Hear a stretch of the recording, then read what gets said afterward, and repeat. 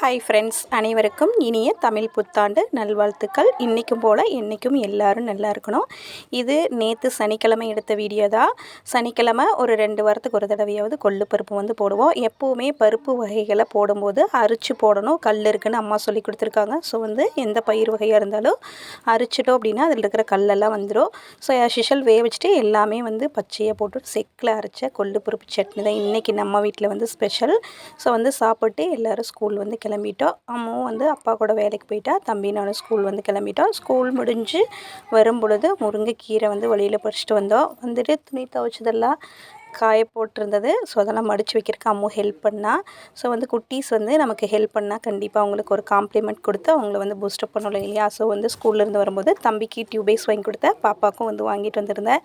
ரொம்பவே ஹாப்பியாக ஃபீல் பண்ணா. ஸோ நீங்களும் சின்ன வயசில் இது போல் டியூபேஸ் சாப்பிட்ருந்தீங்கன்னா கண்டிப்பாக நம்ம ஒரு லைக் பண்ணுங்கள்.